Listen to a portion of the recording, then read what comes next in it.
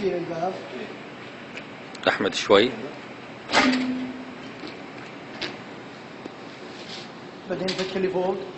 بعدين يفك اللي فوق. على كأننا فتحناه. ايه.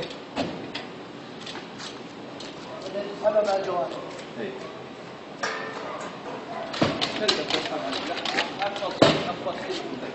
ايه.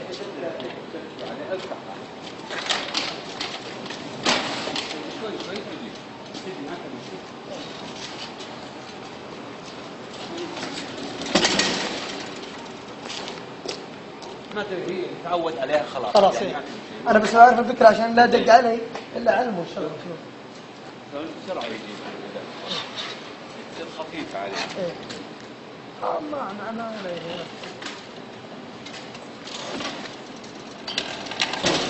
انا طبعا أحمد تكون العمود هذا أثناء صفطة تكون البداية من هنا، يصفط العمود هذا. ايه انه لا ابغى يصفطه يطقه اذا ما رجع. اذا ما رجع لكن هو طبيعي يرجع. اي مع المرونه ترى يروح. هنا. زين. ممتاز. الحين يجي هذا.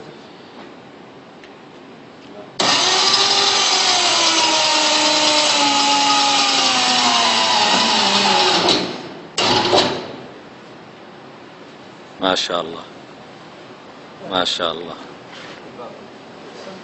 لا إيه. ويرجع يفتح الباب. وهذا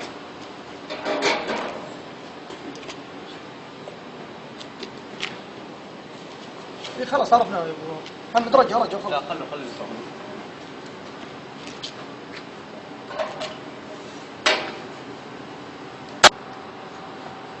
هذا يسقط على فوق دائما، لا منه جاي يقفلها لازم لازم يسبب له مشاكل. يسبب له مشاكل. لا يضغط على هذا يصير هنا يضغط على ما ينصل صح. اي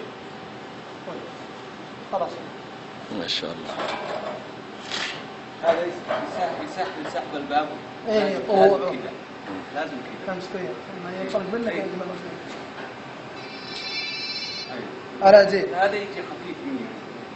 لو جيت الو. ثقيل زياده. الو. ما شاء الله. هلا. شوي شوي انا مشغول. يدوي. لا الكهرباء ما طفيته. ضرب